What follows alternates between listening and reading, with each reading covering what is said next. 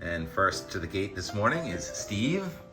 Mitt is just bystanding. Anyone seen T-Rex anywhere? I hear something. T-Rex, is that you? Oh, good morning. Thanks for joining us.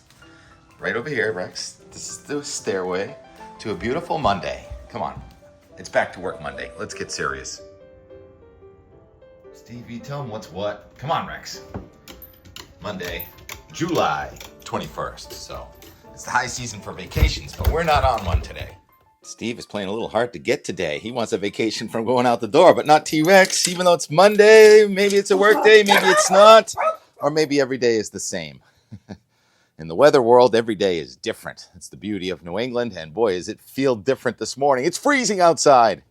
I'm kidding. It's 67 degrees. You can hear the jets taking off at Logan Airport. Looks like a little bit of a smoky sky out there. Yep, definitely a tint of smoke in the sky. And that is definitely evident in this Algonquin, Maine sunrise from Rick Barber, Realtor Rick.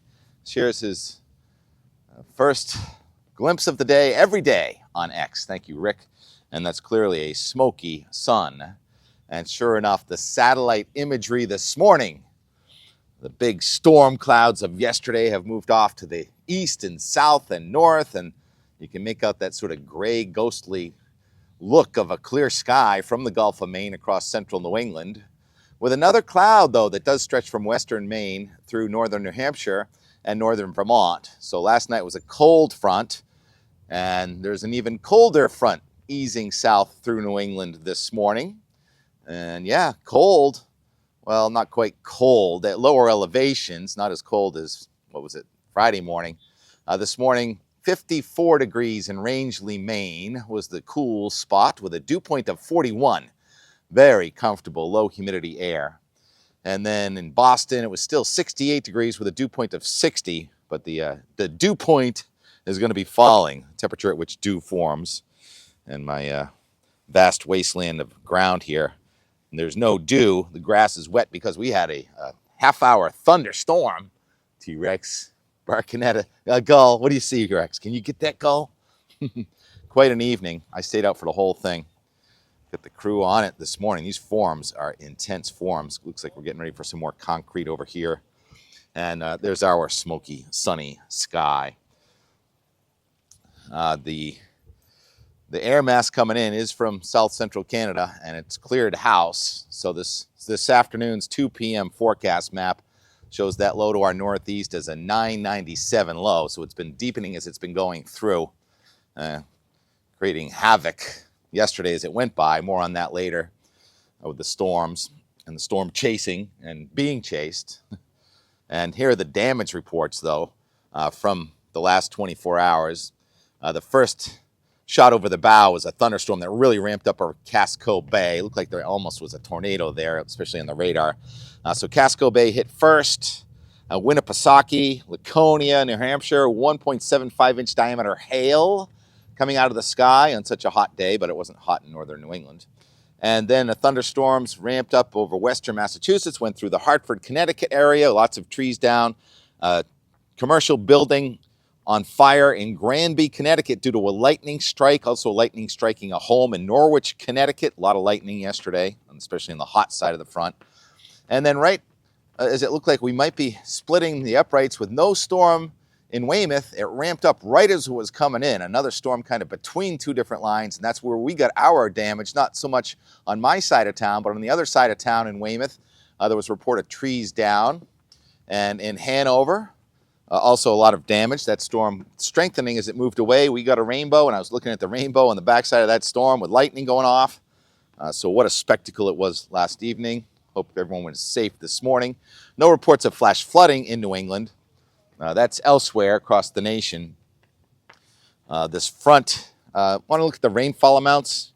Yeah, I'm going to walk over to my rain gauge and talk about the most rain in New England, it appears, yesterday was from the cell that went right over my yard. 57 or 67 in Hanover, Massachusetts. Amounts of near an inch near Hartford, Connecticut. 0 on Cape Cod. and just west and north of Boston, kind of splitting between the storms. Only 1/10 of an inch of rain there along Route 128 there around Waltham and that neighborhood, the Minuteman Trail. And then if you go up into New Hampshire and Maine, also those storms that hit hard over Winnipesaukee, separate from the ones over Portland, but they dropped more than an inch of rain also near Lake Winnipesaukee and over to Casco Bay. All right, so now I'm standing over next to my rain gauge, and can we see it? Looks like 0.56. It's hard to read. I think I put 0.61 in there, but I'll fix that. Tomatoes loving it, yes. And the sunshine today. And now it wasn't very windy when the sun came up because these fronts kind of come in pulses, and so it's going to pulse up. The wind is going to pulse up with another kind of trough coming through here this afternoon. Steve is trying to get away. Steve, you're not allowed to go up there.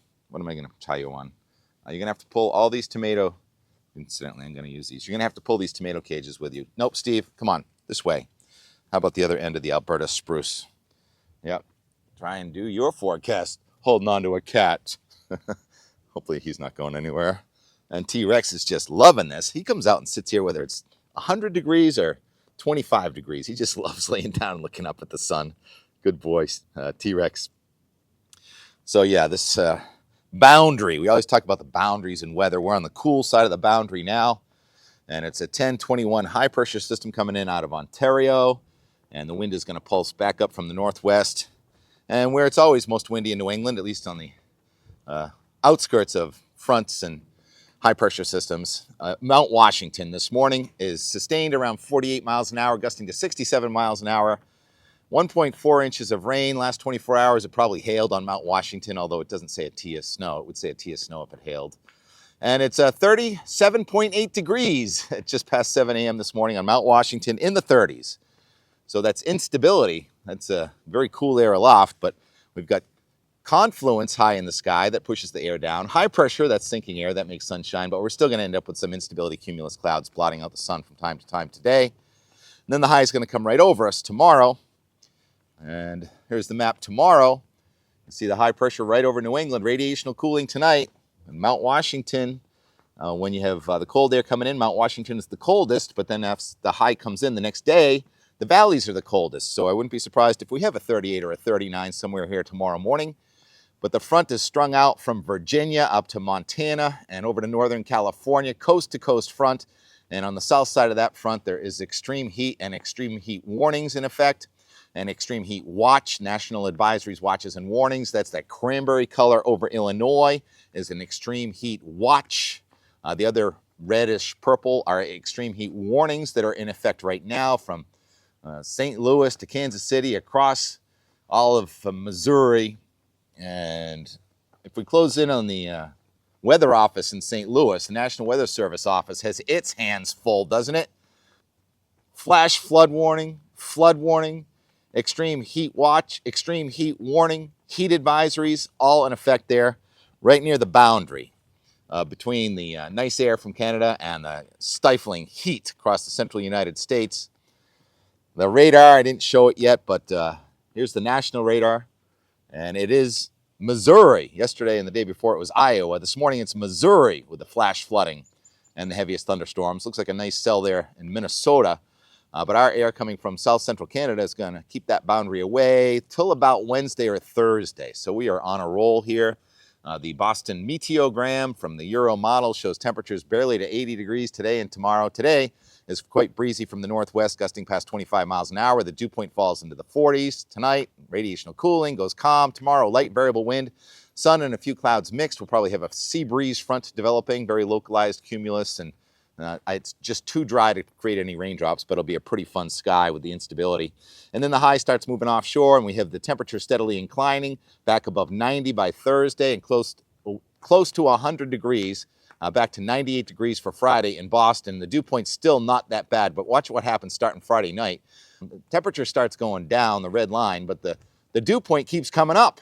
So now you have your temperature falling through the 70s, dew point coming into the 70s, with the wind coming onshore beginning on Saturday and continuing Sunday, Monday, Tuesday, with the wind in from the east and very soupy weather. So that guarantees that there are going to be showers and thunderstorms, even though they're not printed out there on that Boston meteogram, and that'll be rough next weekend. Weather is repeating itself. These fronts have all been coming on Thursdays and Fridays, and then Mondays have been good, and Tuesdays have been good if you can get them. You can say that almost every week. Now, T-Rex is a little eager to get off and go up. All right. He's at the end of his line because he's done a loop around all the porch, all the yard furniture. So, all right, Rex, you are free. He's going to go up the stairs, and Steve, I can still see his line over there. Oh, maybe he's going to go graze. All right, let's go to the Euro now, the big picture. And it's really that coast-to-coast front that's going to be the active zone for now. We watch the front to our south, and high pressure coming in here. The high comes in. The air continues to dry, so any instability clouds go away. Tomorrow, maybe a sea breeze front with the high going right over us. Nice, cool night. And then tomorrow night, quite comfortable again. Wednesday, again, heavy dew as it's starting to get the high pressure moving offshore. If these highs go off to the south and east, then we get kind of a southerly flow, and that's not as hot as when the highs establish themselves over the mid-Atlantic states, and that looks like what's going to happen about Wednesday night and Thursday. We're going to get into more of a west wind, and that's when the heat really turns on for most of New England, including at the beaches. And then the front's pressing south out of Canada with a few thunderstorms late Thursday at the Canadian border.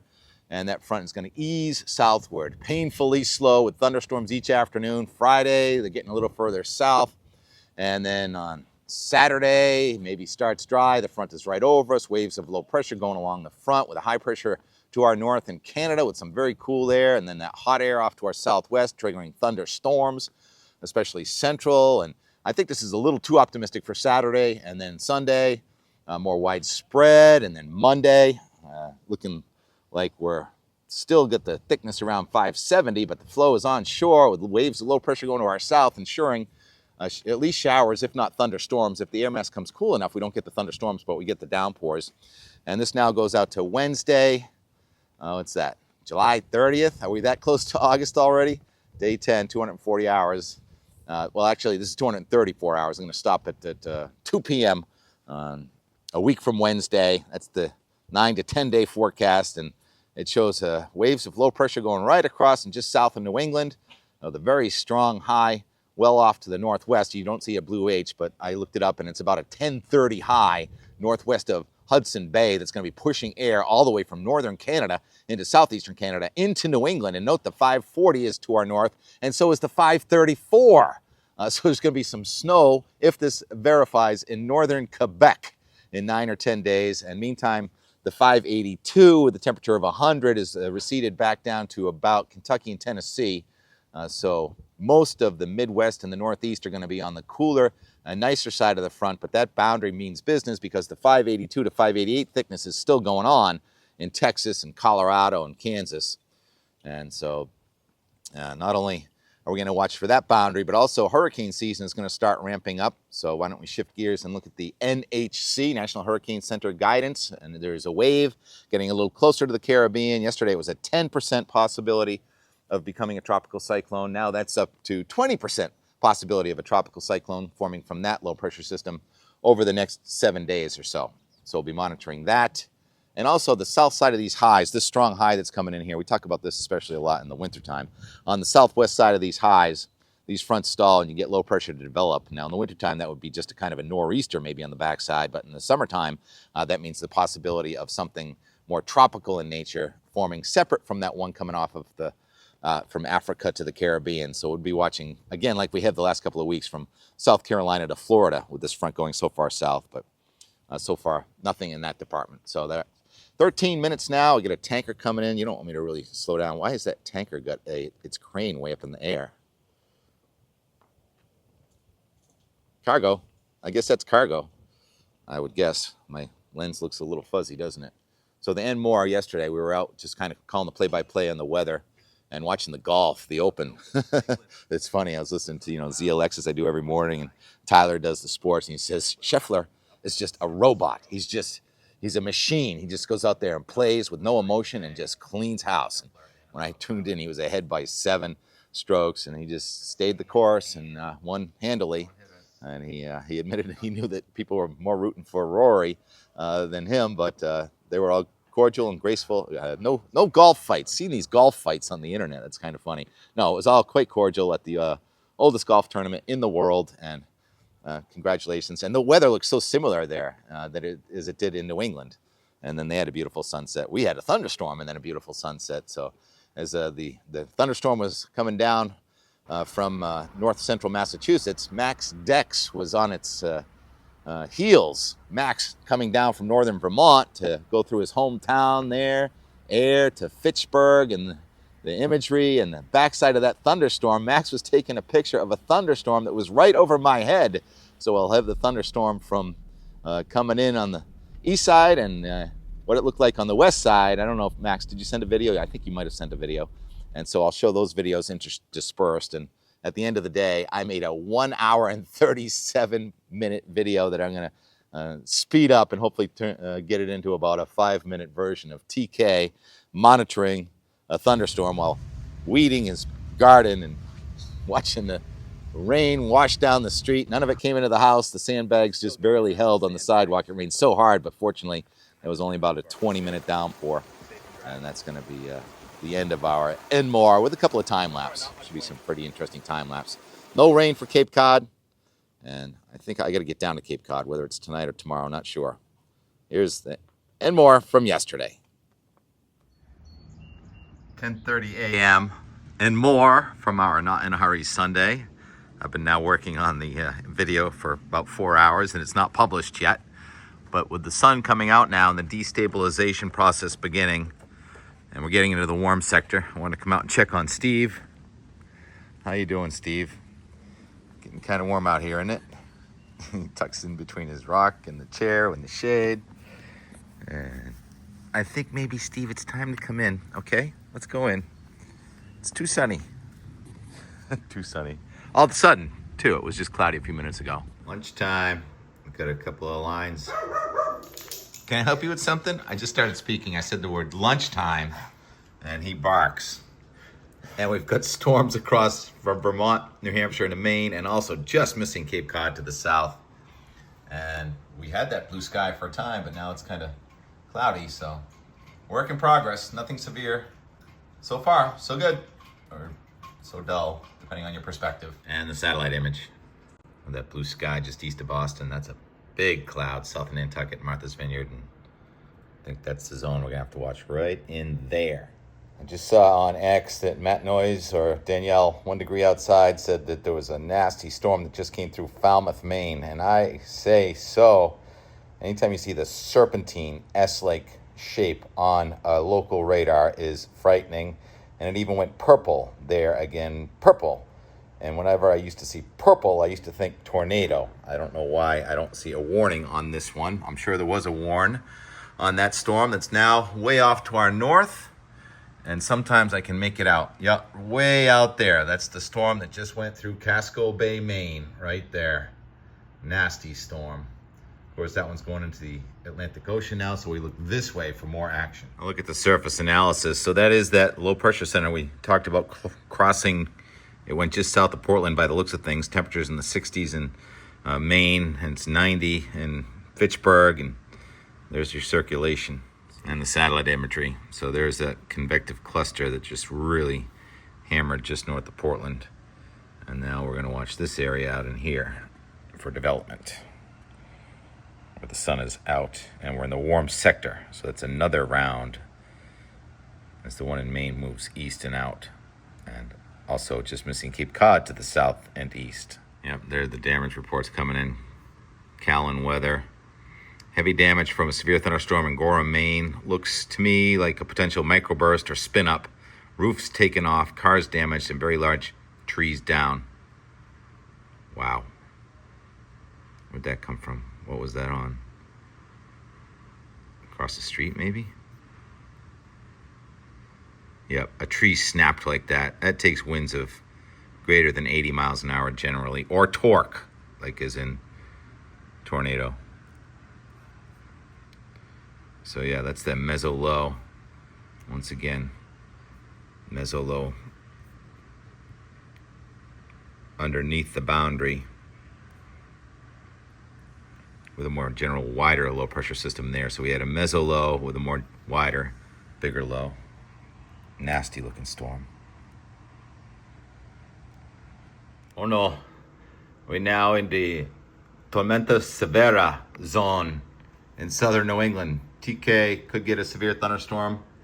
One coming across the border out of New York. The one in Maine is going away, and these ones in the Berkshires are headed toward us. Blow off of the tops of some of those storms should be visible any second.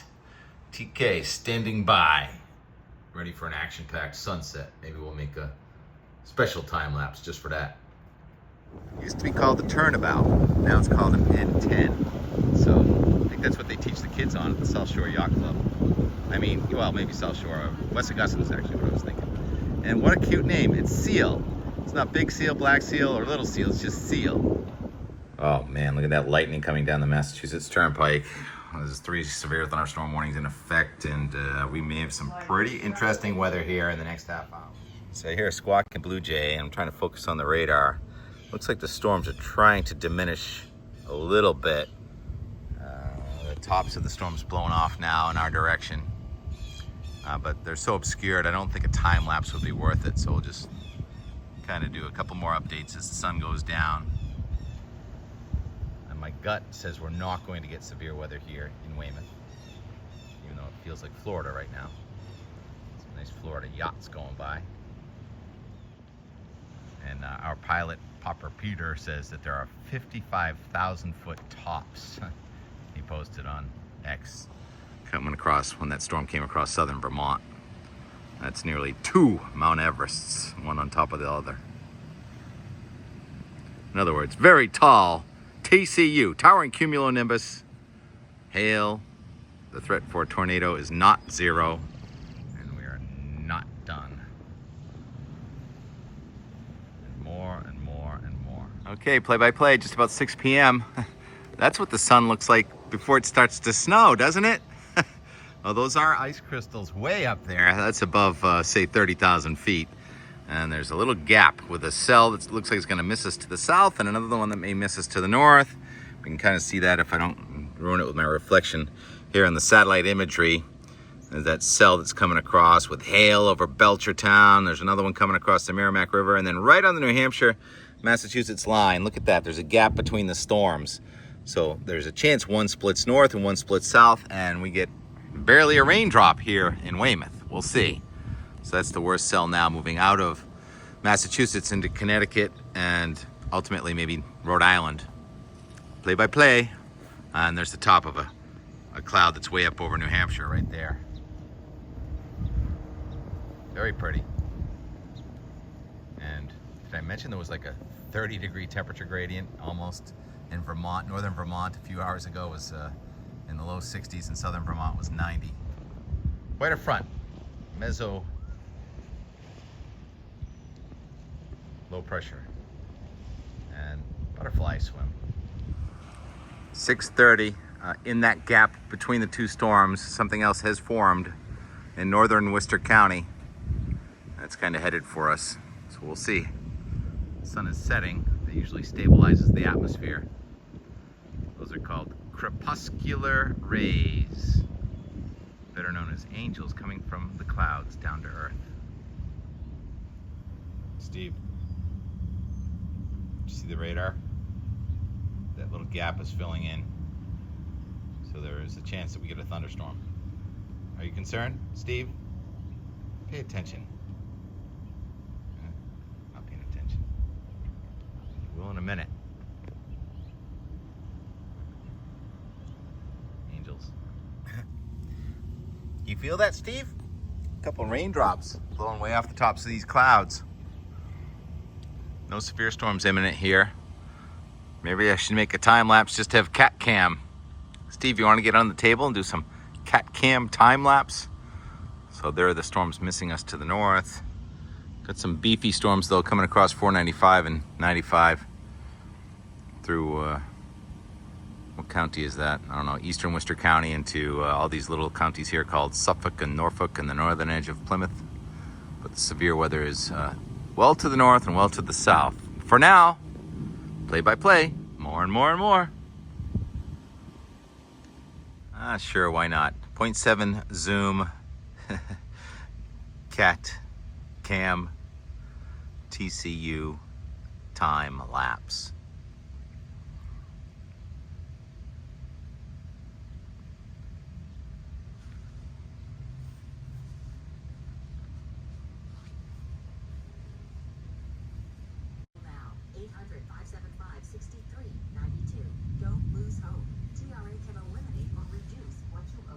What's that, Steve? Yep, we're hearing frequent lightning, thunder now. And that gap between the two dark clouds, that's the downpour. Often the dark cloud goes over, you get a gust of wind, and then the downpour. I don't think we have a warning right now, but we're watching. Steve, you want to go in? I didn't think so.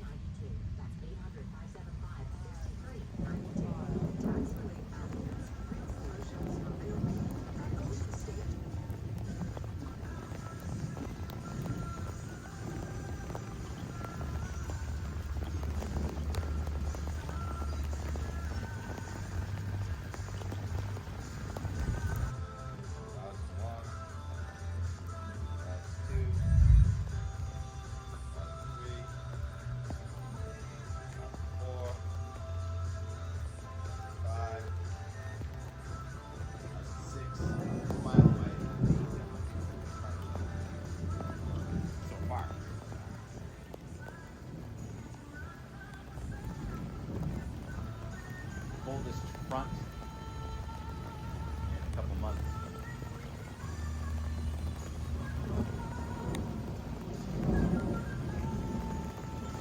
The only reason I'm going to go in is because I want to save my camera from getting flooded.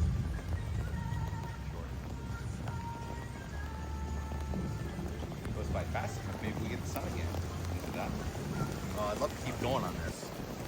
We say we go put it under the tent. I mean umbrella over here. Let's take a little doing, but I think I can do it.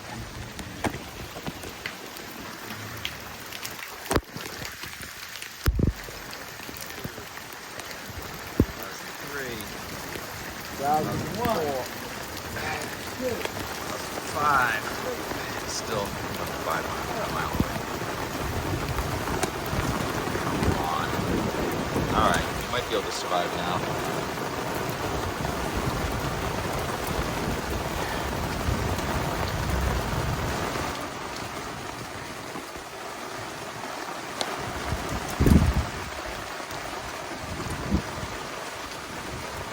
66 minutes into the video.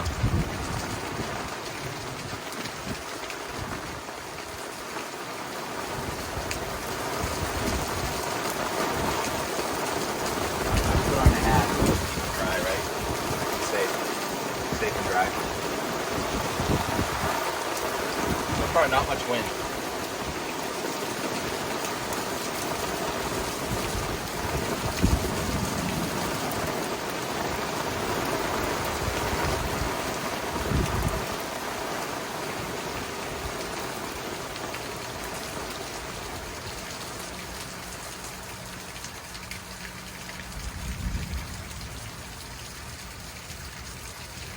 Goodness gracious. Wow.